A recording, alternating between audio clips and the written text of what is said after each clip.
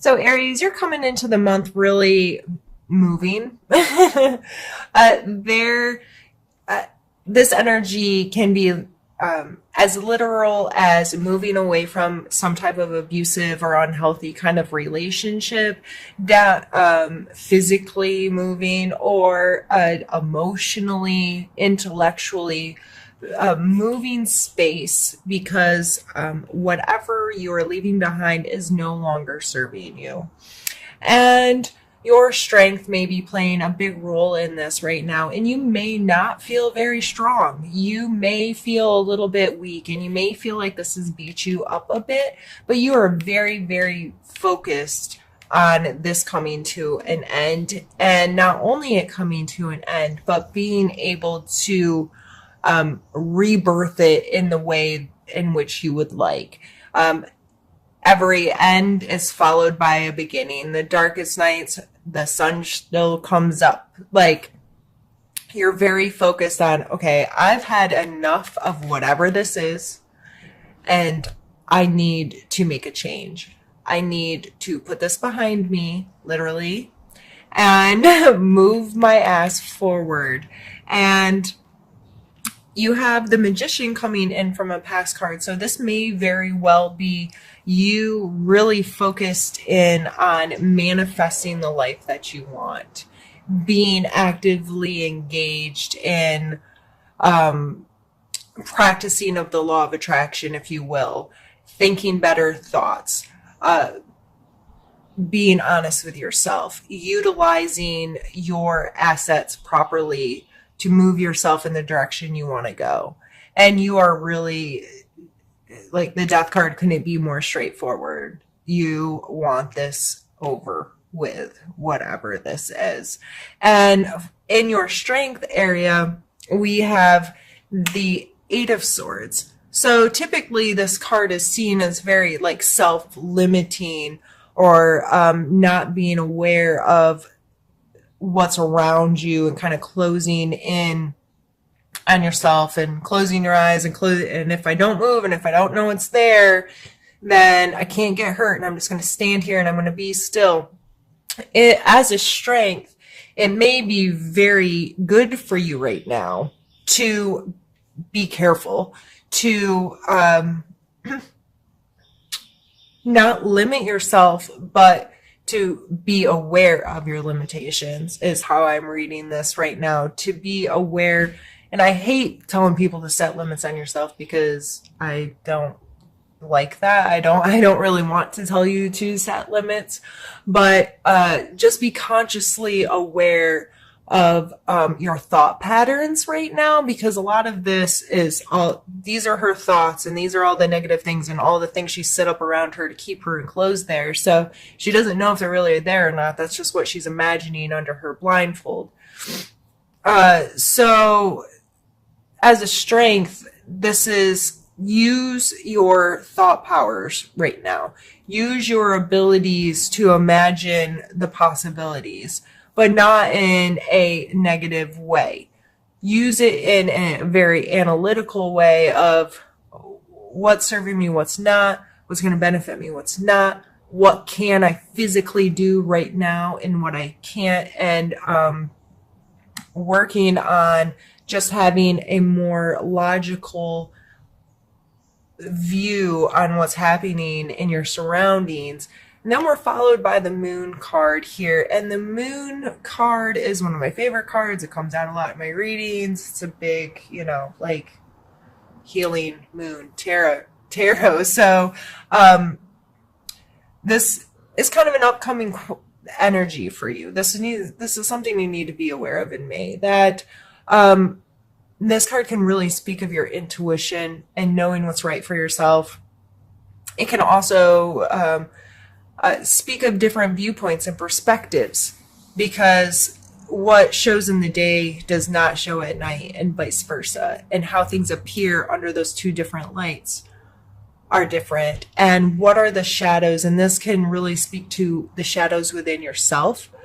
Traumatic experiences, or things you've held on to your entire life, these like subconscious shadows that are hidden inside of you that may be being brought into a different light because you are moving, you're changing your perspective on this, and you're focusing differently this month, and it may really lead to you intuitively being more conjoined with where you want to go in the life that you want to have. And our suggestion card is the Two of Coins. So the Two of Coins, he's juggling, and he is multitasking, and he's making it work. And this card speaks of being flexible, going with the flow. The sea's topsy-turvy in the background. He has this thing going, and no, they may not be equal, but they're still, he's capable of keeping this flow going, right?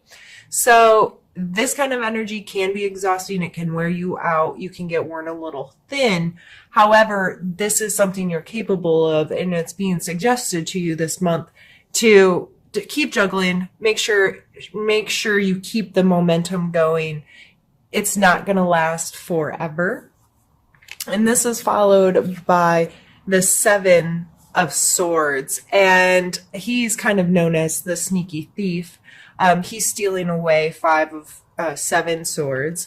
And this card, this is in your need to know area. So either both sides of the coin, maybe you need to take care of yourself first right now. You need to be self-serving. And that's probably why you have 2 cards that are moving away with swords. You have 4 sword cards right there, all in the top here. So there is a lot of analytical brain power happening this month. And so with these 2 cards, these two are moving. This is how you came into the month, and this is what you need to, one of the things you need to know this month. So either someone could be physically taking something from you. They could be investigating you. They could be stealing time away from you, or just like sneaking away kind of thing. Or that could be you. Are you being sneaky with how you spend your time just so you have more time to yourself? Is there something happening in your job where you're not being straightforward, even as far as thinking like plagiarism type something? But you need to know that this energy is in your life right now, and it's being called to your attention. So whether it's you or somebody else in your life, be mindful of that. If it's you, is it keeping you up at night? Because that's your next card. Or, are these kind of behaviors eating you? Because this person can't sleep because of all of these thoughts. Let's rack them up. This is all the stupid stuff I've done, or these are all the bad choices I've made, or these are, I haven't been good to myself. I haven't been taking care of myself. Whatever I've done. Guilt. I'm getting that very strongly from this card, especially in this placement. You are scared that this is how you're going to continually feel. You're going to continually question the actions that you've taken and the thoughts that you've had, and it's snowballing. With all these swords, I see this kicking your ass. And then we end down here with a Hierophant. And the Hierophant is all about structure, whether this be within an actual religious setting, spiritual setting, school, some kind of hierarchy where there's someone that holds you accountable, and there are certain rules and regulations to the system. So whether this be your work, your religion, you going to school, continuing your education, whatever you're doing, this energy is going to be very prevalent with you by the end of May. So I believe that's calling to your attention to if this stuff is really keeping you up at night, if you have committed behaviors that you feel guilt or shame over, you may very well need to spend some time structuring your life so you can work through dealing with yourself. You may very well need to seek some counsel of some sort, whether it be a friend, a professional, self-help book, whatever works for you. But that just pulls you into accountability with yourself, pulls you into some kind of structure that's going to help teach you how to better deal with this stuff. This is some heavy things. And I really get a strong feeling that, for a lot of you, it's this reevaluation of your relationships and where and how you spend your time. And you might be willing to leave it all. You're just ready to walk away from it and it be done. And you don't feel strong and you don't feel safe and you don't feel like you know what you need to know.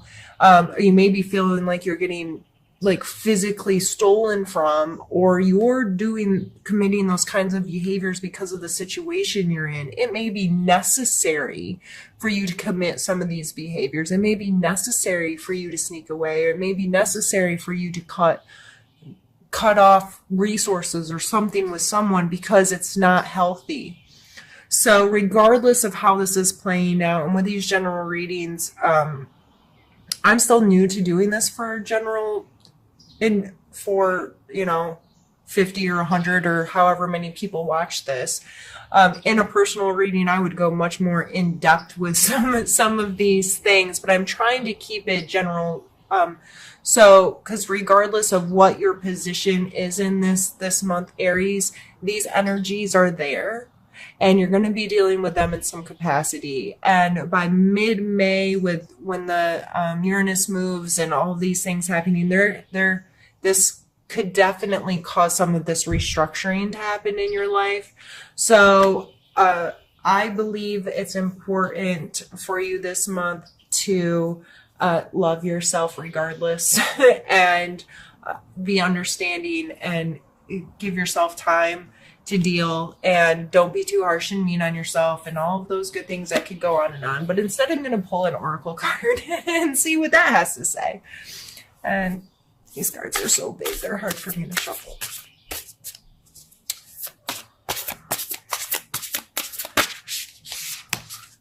I guess it's that one. Open your heart. And we're even going to consult the book just because we can. I'm still relatively new to these. The truth of our world, nature, and environment is love. This is eternal love that makes no demands, has no expectations, and does not place limits or conditions on us. There is an opportunity for each and every person to experience love at this deepest level if they are willing to be open. Love can and will flow into your hearts, but only if you allow it. It will change your perception, nurture and hold you, and even give you strength to endure hardships. Take a moment, open your heart, and allow love to bring you joy, serenity, renewed energy, passion, and total unrelenting happiness. Well, how freaking beautiful is that? So, I think that is a beautiful card to get right now, just to remind you that it is there. Where you're at currently may not feel like this at all, but that doesn't mean it'll never be. That doesn't mean that it can't come into your life.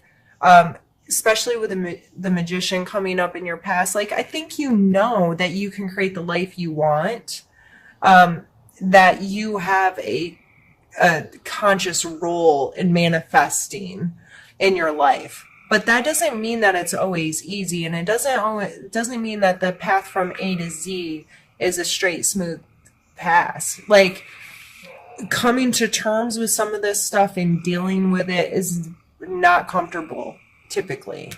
But if you're in a constant reminder that love is there, it's around us all the time, we can share really awesome relationships with people that are just going to help us overall in our life. Like, I think that's kind of the point of us being here, is to experience that beautiful unconditional love. And it's really, really sad when we don't allow ourselves to do that. So Yeah, this was heavy. Yeah, but that's okay. And a kid just tried to interrupt me and they got themselves.